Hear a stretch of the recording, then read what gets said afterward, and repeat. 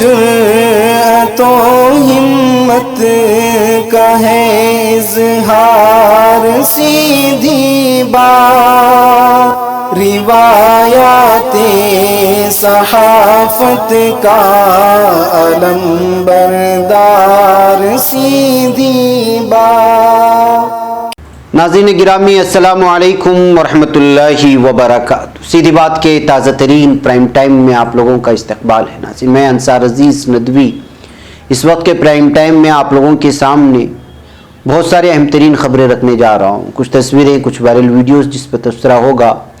उसमें तुर्की ने किस तरह अपना बहुत बड़ा कर्ज IMF के अदा कर दिया है, अपने सर से एक बहुत बड़ा बोझ उतार दिया है, वो खबर आज आई है। खुशखबरी आई है तुर्की से। वो सऊदी के शहजादे पर एक मरतबा फिर कत्ल का इल्ज़ाम लगा है, वो जो अमेरिका में इस वक्त केस चल रहा है, बल्कि अदालत में दाखिल कर दिया गया है मामला। एक सिख को किस तरह पुलिस मारती हुई नजर आ रही, जो वीडियो वायरल हुई है। मुंबई से एक खातून की वीडियो वायरल हो रही जो 5 घंटे तक लगातार एक रास्ते पर खड़े होकर के लोगों को हादिसात से बचाने की कोशिश करती रही।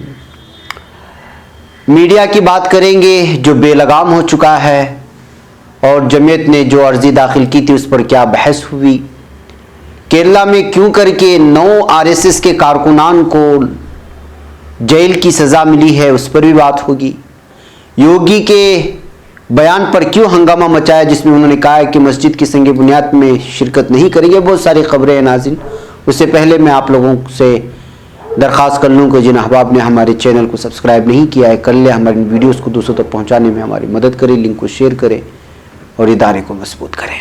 नाज़रीन आइए सबसे पहले हम कुछ वीडियोस देख कर के आते हैं। ये वीडियो जो इस वक्त आप लोगों के सामने चल रही है, ये वीडियो कर्नाटका के कोडगु के करीब, कोडगु ज़िले के करीब आने वाली भागमंडला नामे के इलाके की, जो पूरी की पूरी बस्ती इस वक्त पानी के हवाले हो गई है। 5 लोग जो है इस वक्त इस बहाव में, पानी के बहाव में डूब चुके हैं, बहकर के चले गए। इस तरह की खबरें आ रही हैं। तलाकावेरी नामी एक टेम्पल जो यहाँ पर दिख रहा है आपको, मंदिर, उसका पुजारी भी इस वक्त जो है लापता है, उसकी फैमिली भी लापता है। और यहाँ पर पूरी तरह से जो राहत और बचाव का काम हो सकता है वो भी मसदूद हो चुका है, पहुँचा नहीं जा सकता, इसलिए कि बस्ती को चारों तरफ से पानी फेर लिया गया है। कर्नाटका के कोडगु, मलनाड और साहिली इलाकों में लगातार इस वक्त बरसात बरस रही है, मूसलाधार बारिश हो रही है, जिसकी वजह से जो है ज़िंदगी दरहम बरहम हो चुकी है और मामूलात की ज़िंदगी जो है मफलूज होकर के रह गई है। नाज़रीन आइए मैं मुंबई की एक और वीडियो जो इस वक्त बहुत ज़्यादा वायरल हो रही है वो दिखाऊं। ये जो आप वीडियो देख रहे हैं ये मुंबई के मतुंगा नामी इलाके की है, मगरिबी इलाके की, मुंबई के। वहाँ पर एक खातून जो एक सुराख है उसको खोल दिया गया था। उस सुराख से लोगों को बचाने और सर्विस करने के लिए, किसी भी हादसा से बचाने के लिए गुज़िश्ता 5 घंटों से खड़े होकर के सर्विस दे रही थी। किसी ने इस वीडियो को बना करके जो है शेयर कर दिया सोशल मीडिया में, जो इस वक्त बहुत ज़्यादा वायरल हो रही है। एक तरफ बरसात हो रही है, दूसरी जानिब गाड़ियों की आवाजावी है। इस दरमियान में वो खड़े होकर के लोगों को बचाने की कोशिश कर रही है उस सुराख से, जो खराज सुराख खोल दिया गया था बरसात की वजह से। नाज़रीन एक और अहम तरीन वीडियो मुझे आप लोगों के सामने रखना है, जो आज दिन भर में बहुत ज़्यादा जो वायरल भी हुई और जिस पर बहुत ज़्यादा तबसरा भी हुआ। वो ये वीडियो पूरा हम लोग आपको नहीं दिखा सकते क्योंकि यूट्यूब की पॉलिसी के ख़िलाफ़ है। ये MP के बड़वानी का है, जहाँ पे प्रेम सिंह ग्रांथी नामी एक सिख को किस तरह से जो है गैर इंसानी सलूक के साथ मारा गया, पीटा गया और बालों को पकड़ करके खींचा गया। इस सब का सब जो है पुलिस अफसरान की जानिब से, वहाँ के मकामी लोगों की जानिब से होता हुआ नज़र आ रहा है। तो आप अंदाज़ा लगा सकते हैं कि जहाँ जहाँ BJP की हुकूमतें हैं वहाँ पर अक़लियतों पर किस तरह जो है दबाव बनाने की, उनके साथ जो है जुल्म सितम करने की कोशिश की जा रही है। पूरी वीडियो हम आपको नहीं दिखा पा रहे हैं कुछ उसूलियात के चलते, लेकिन इन तस्वीरों को देख करके आप अंदाज़ा लगा सकते हैं कि किस किस्म का जो है जुल्म सितम इस वक्त जारी है। वजूहात नहीं आई, अलबत्ता इसी तबसरे के साथ ये वीडियो इस वक्त पूरी तरह फैलाई जा रही है और सोशल मीडिया में शेयर की जा रही है। बैकर नाज़रीन आइए बात करते हैं रूस की। रूसी वज़ारत दिफा ने अमेरिका और यूरोप को खबरदार किया है कि रूस के हुदूद में किसी भी मिसाइल हमले का जवाब न्यूक्लियर हमले से दिया जाएगा। जैसे ही रडार सिस्टम किसी बैलिस्टिक मिसाइल हमले की निशानदेही करेगा तो रूस फौरी तौर पर उसका जवाब न्यूक्लियर हमले से दे देगा। ये कहते हुए इस वक्त पूरी तरह अमेरिका और यूरोप के कई ममालिक को खबरदार कर दिया है। दरअसल गुज़िश्ता कुछ दिनों से मुख्तलिफ ममालिक में धमाकों की, आग हादिसात की लगातार खबरें आने के बाद रूस की जानिब से इस तरह के बयान को लेकर के बहुत ही ज़्यादा तशवीश पेश की जा रही है और इसको एक अलग ही अंदाज में देखा जा रहा है। जाहिर सी बात है कि रूस ने इस तरह का बयान पहले कभी नहीं दिया था कि कोई भी मिसाइल अगर उसके हुदूद को पार करने की कोशिश करेगा तो वो डायरेक्टली जवाब न्यूक्लियर से देगा। तो जाहिर सी बात है कि न्यूक्लियर एक कोई मामूली लफ्ज़ नहीं है जिसको ऐसा ही लेकर के छोड़ दिया जाए। इससे तबाही सिर्फ बस्तियों की नहीं होती बल्कि आने वाली नस्लों की भी होती है और इस तरह के धमाकों की वजह से जो है कई सालों तक बल्कि सदियों तक इसके जो है असरात मुरतब होते हैं। लेकिन इसको रूस ने पूरी तरह से साफ तौर पर वाज़ेह और क्लियर कर दिया। अमेरिका और यूरोप के कई ममालिकों के अगर उसको ज़र्रा बराबर भी महसूस होता है कि कोई भी मिसाइल उनकी सरहद को पार करने की कोशिश कर रहा है तो उसका जवाब न्यूक्लियर में देगा। इस वक्त इस बयान को लेकर के मगरबी ममालिक के मीडिया में घुमसान जारी हुआ है। नाज़रीन, आइए बात करते हैं तुर्की की जानिब से जो आज खुशखबरी आई है। जाहिर सी बात है कि कोई भी मुल्क गुलाम उस वक्त बनता है जब आप किसी दूसरे ममालिक या आलमी सतह पर जो बैंकिंग कारी होती है उसके जब आप कर्जदार होते हैं। और जब आप किसी इस तरह आलमी बैंक के कर्जदार होते हैं तो आलमी बैंक की शराइत पर, उसके उसूल पर किसी मुल्क को इशारों पर चलना जो है मजबूर होना पड़ता है उसके इशारों पर चलने के लिए। लेकिन तुर्की ने IMF के शिकंजे से अब निकल गया है। खुद रजब तैयब एर्दोगान ने आज कहा है कि तुर्की ने IMF का 23.5 अरब डॉलर का कर्जा जो है वो यकमुश्त अदा कर दिया है। किस्तों की शक्ल में भी नहीं बल्कि एक मुश्त इसको अदा करके जो है पूरी तरह से IMF का जो शिकंजा उसके गले में पड़ा हुआ था कर्ज की वजह से उसको हटा लिया गया है।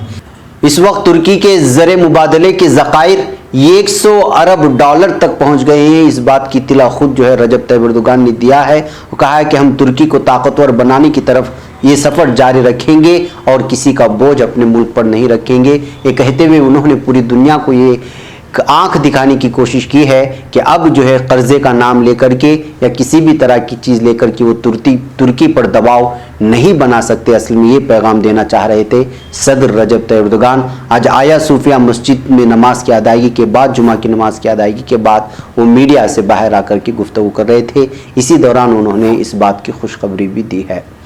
नाज़रीन, आइए सऊदी वली अहद के बारे में बात करते हैं। सऊदी वली अहद मोहम्मद बिन सलमान पर एक मरतबा फिर संगीन इल्ज़ामात लगे हैं। जी हाँ, उनके खिलाफ अमरीकी अदालत में मुकदमा दायर कर दिया गया है कि कनाडा में सऊदी इंटेलिजेंस एजेंट साद अल जाबरी के कत्ल के लिए उन्होंने टीम भेजी थी। साद अल जाबरी ने अमरीकी अदालत को बताया है कि सऊदी वली अहद ने टाइगर स्क्वाड नाम की एक टीम बनाई है जो उनके मुखालिफिन को कत्ल करने का काम अंजाम देती है। एक बहुत बड़ा इल्ज़ाम लगा है इस वक्त सऊदी वली अहद मोहम्मद बिन सलमान पर, जो बारहा बहुत मुख्तलिफ हवालों से इस बात को सामने लाया जाता रहा है कि सऊदी वली अहद ने हमेशा से अपने मुखालिफिन को, चाहे सऊदी ख़ानदान से ताल्लुक़ रखते हों या फिर बैरूनी सतह पर जो कोई भी है, उनको अपने रास्ते से हटाने की पूरी कोशिश करते हैं। और उसके लिए जो है सऊदी वली अहद टाइगर स्क्वाड नामी एक मजबूत टीम को कायम किया है जो उनके उस काम को अंजाम देती है जो उनके मुखालिफिन होते हैं, वो या तो सियासी एतबार से या किसी भी एतबार से। जाहिर सी बात है कि नाज़रीन, तुर्की में जो पेश आया उसके बाद से सऊदी वली अहद मोहम्मद बिन सलमान हमेशा से जो है उनकी तरफ मशकूक उंगलियां उठती रही हैं और वो मशकूक नज़र आते रहे हैं। अब जो है अमरीकी अदालत में साद अल जाबरी के जानिब से इस तरह मुकदमा दायर करने के बाद एक मरतबा फिर जो है वली अहद मोहम्मद बिन सलमान सुर्खियों में आ चुके हैं और इस वक्त जो है सोशल मीडिया में ये तबसरे और तनकीदें लगातार जारी हैं। नाज़रीन, आइए अगली खबर की जानिब बढ़ते हैं। अगली खबर RSS से वाबस्ता है। केरला में कोल्लम कोर्ट ने आज 9 RSS यानी राष्ट्रीय स्वयंसेवक संघ के 9 कारकुनान को उम्र कैद की सज़ा सुनाई है, अपने ही साथी को जान से मारने की वजह से, कत्ल करने की वजह से। कडावुरु जयन नामी एक शख्स का इन्होंने, जो कि RSS कारकुन था, उनका कत्ल कर दिया था। कोल्लम के प्रिंसिपल सेशन कोर्ट जज सुरेश कुमार ने आज ये फैसला सुनाया है। उम्र कैद के अलावा उनके ऊपर 71,500 रुपये जो है जुर्माना भी आयद किया गया है, जिसमें से 2 लाख रुपए उन लोगों को दिए जाएंगे जो मकतूल की मां है। उसके अलावा इस हमले में रघुनाथा पिल्लाई नामी शख्स जो जख्मी हुआ था, बचाते हुए उसको 25,000 रुपये हर आदमी को अदा करने होंगे। इस तरह से आरएसएस के कारकुनान, जो 9 कारकुनान थे, वो इस वक्त जो है उम्र कैद की सज़ा काटेंगे अपने ही साथी कारकुन को कत्ल करने के इल्ज़ाम में। ये केरला से, कोल्लम से आई हुई खबर है। नाज़रीन, इस वक्त हंगामा मचा हुआ है योगी के एक बयान को लेकर के, जो उन्होंने एक चैनल से बात करते हुए बयान जारी किया था। अयोध्या में राम मंदिर तामीर के लिए संग बुनियाद रखे जाने के बाद इंटरव्यू के दौरान एक सवाल का जवाब देते हुए योगी आदित्यनाथ ने साफ लफ्जों में कहा था कि वो मस्जिद तामीर के लिए संग बुनियाद तकरीब में कतई शिरकत नहीं करेंगे।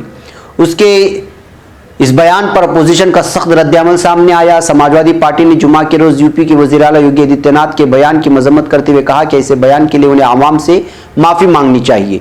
योगी और हिंदू होने के नाते अयोध्या में मस्जिद की संग बुनियाद तकरीब में शामिल न होने के बयान पर समाजवादी पार्टी ने कहा कि वो सिर्फ हिंदू के नहीं बल्कि पूरी रियासत के वज़ीर आला हैं और उन्हें ऐसा बयान नहीं देना चाहिए था। समाजवादी पार्टी तर्जुमान पवन पांडे का कहना है कि ऐसा कहकर योगी जी ने अपने उस हलफ की खिलाफ वर्जी की है जो उन्होंने वज़ीर आला का ओहदा संभालने से पहले ली थी। वो पूरी रियासत के वज़ीर आला हैं, सिर्फ हिंदुओं के नहीं। रियासत में हिंदू और मुसलमानों की जो भी आबादी हो सभी के वज़ीर आला हैं। वज़ीर आला की ये ज़बान वक़ार को कम करने वाली है। समाजवादी पार्टी तर्जुमान ने मजीद कहा कि उन्हें सीएम योगी उसके लिए लोगों से माफ़ी मांगनी चाहिए। दूसरी तरफ कांग्रेस के मीडिया कन्वीनर लल्लन कुमार ने सीएम योगी के बयान पर अपना रद्दअमल जाहिर करते हुए कहा कि हमें उनके मस्जिद पर दिए गए बयान के बारे में कुछ नहीं कहना। वज़ीर आला को मालूम होना चाहिए कि साबिक़ वज़ीर आज़म राजीव गांधी अयोध्या गए थे और ताला खुलवाया था। वो गलत हिंदुत्व की सियासत कर रहे हैं, जबकि कांग्रेस हमेशा लोगों की भलाई के लिए काम करती है। भगवान राम सबके हैं, जबकि बीजेपी दिखाना चाहती है कि राम सिर्फ उनके हैं। ये उनकी गलतफहमी है। नाज़रीन, वाज़ेह है कि वज़ीर आला योगी आदित्यनाथ ने बुध के रोज एक प्राइवेट टीवी चैनल को दिए गए इंटरव्यू में कहा था कि एक योगी और हिंदू होने के नाते वो अयोध्या में मस्जिद की संग बुनियाद तकरीब में नहीं जाएंगे।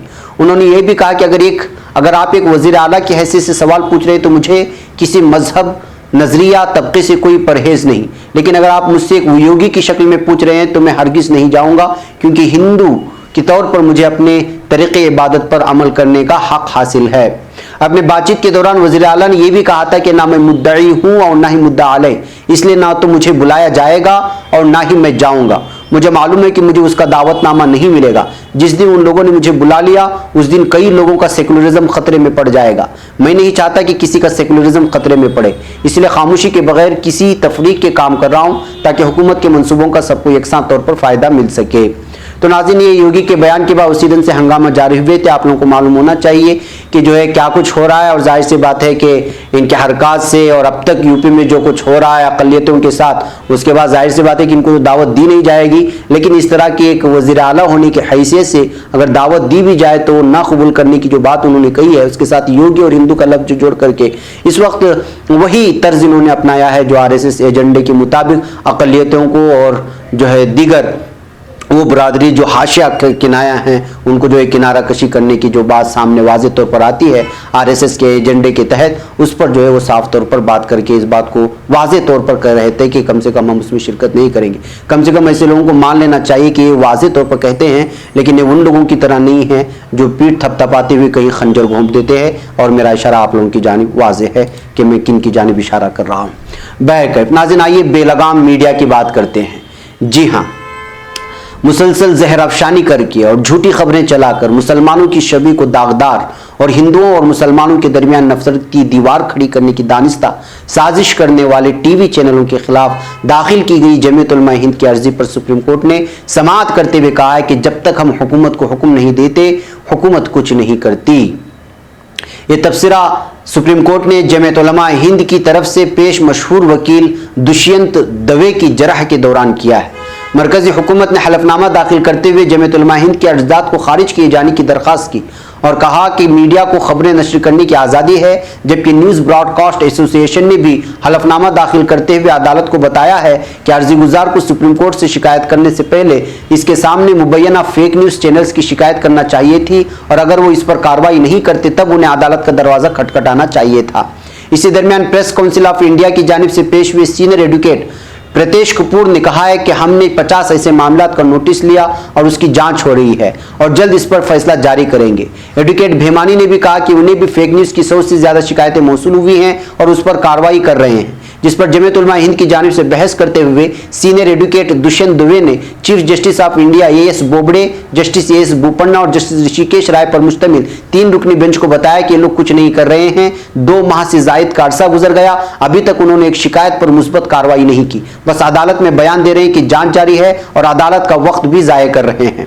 एडवोकेट देवे ने कहा कि ये तंजीमें सिर्फ एडवाइजरी तंजीमें हैं, ये कोई एक्शन नहीं ले सकती, सिर्फ हुकूमत एक्शन ले सकती है। लिहाजा अदालत को चाहिए कि हुकूमत को हुक्म जारी करे, जिस पर चीफ जस्टिस ने कहा कि वो एक्सपर्ट बॉडी की राय तलब कर रहे हैं और एक्सपर्ट बॉडी की राय आने के बाद कार्रवाई की जाएगी। दौरान बहस एडवोकेट दुष्यंत दुबे ने अदालत को बताया कि अप्रैल माह में वज़ीर-ए-आज़म हिंद नरेंद्र मोदी ने खुद कहा था कि कोरोना बीमारी को मजहबी रंग न दिया जाए, उसके बाद भी न्यूज चैनल्स ने उसे मजहबी रंग दिया, जिस पर चीफ जस्टिस ने कहा कि हमें एक्सपर्ट बॉडी की जरूरत है जो इसकी जांच करेगी, जिस पर एडवोकेट दवे ने कहा कि हम अब तक 2 माह जाये कर चुके हैं। चीफ जस्टिस ने कहा कि वो रिपोर्ट तलब कर रहे हैं, जिस पर एडवोकेट दवे ने कहा कि रिपोर्ट तलब करने की जरूरत ही नहीं है। जमीयत उलमा हिंद की जानिब से दाखिल की गई अर्जदास, जिसमें सेक्रेटरी कानूनी इमदाद कमेटी गुलजार आजमी अर्जगुजार हैं, पर बहस करते हुए एडवोकेट दुष्यंत दवे ने अदालत को बताया कि प्रेस काउंसिल ऑफ इंडिया और न्यूज ब्रॉडकास्टर्स एसोसिएशन सिर्फ उनके मेंबरान पर कार्रवाई कर सकती है, लेकिन इस मामले में कई एक ऐसे इदारे भी हैं जो उनके मेंबर नहीं, लिहाजा उन पर कार्रवाई कौन करेगा, इसलिए हुकूमत इस मामले में फेक न्यूज चैनल्स पर कार्रवाई करे। एडवोकेट दुष्यंत दवे ने अदालत को बताया कि इस मामले में हुकूमत भी कुछ नहीं कर रही है, जिस पर चीफ जस्टिस ने कहा कि हमारा तजुर्बा है कि जब तक हम हुकूमत को हुक्म नहीं देते हुकूमत कुछ नहीं करती। चीफ जस्टिस ने यूनियन ऑफ इंडिया की नुमाइंदगी करने वाले एडवोकेट तुषार मेहता से कहा कि वो उनको तनकीद का निशाना नहीं बना रहे हैं, लेकिन यह हकीकत है कि अदालत जब तक हुकूमत को हुक्म नहीं देती कुछ नहीं करती है। इसी दरमियान चीफ जस्टिस ऑफ इंडिया ने न्यूज ब्रॉडकास्टर एसोसिएशन को नोटिस जारी करते हुए उनसे दरियाफ्त किया है कि आया यह मामला उनके पास भेजा जा सकता है, जिस पर एडवोकेट दवे ने कहा कि अदालत को इस मामले पर खुद फैसला करना होगा, क्योंकि इस तरह से सिर्फ वक्त जाया हो रहा है। बैकअप नाज़रीन, जमीयत उलमा हिंद की जानिब से पेश की गई सुप्रीम कोर्ट में इस अर्जी को कबूल करते हुए इस पर बहस करते हुए साफ तौर पर कहा गया है कि हुकूमत जो है इस बात को संजीदगी से नहीं लेती और प्रेस काउंसिल ऑफ इंडिया इस तरह की सारी चीज़ें बराह नाम होती हैं। ये तो कुछ तंजीमें होती हैं जिन पर कुछ लगाव होता है, वो मजम्मती करारदादें पास करती हैं, किसी को कुछ हुक्म देती हैं, खामोश हो जाती हैं। इसका दबाव जो है चैनलों पर पड़ने वाला नहीं है। चैनलों पर दबाव पड़ने के लिए सुप्रीम कोर्ट और हुकूमत का ही दबाव ज़्यादा होता है। जाहिर सी बात है कि हुकूमत की जो तर्जुमानी कर रहे हैं उन चैनलों पर कहां तक हुकूमत दबाव बना सकती है। तो ऐसे हालात में सुप्रीम कोर्ट बच जाता है कि वो हुकूमत को ऑर्डर करे कि वो इस तरह के चैनलों पर कुछ पाबंदी लगाए और कुछ कार्रवाई करे। तो अब जाहिर सी बात है कि सुप्रीम कोर्ट अगर हुकूमत की मानता है तो फिर जो है कहां से कोई फैसला सामने आ सकता है।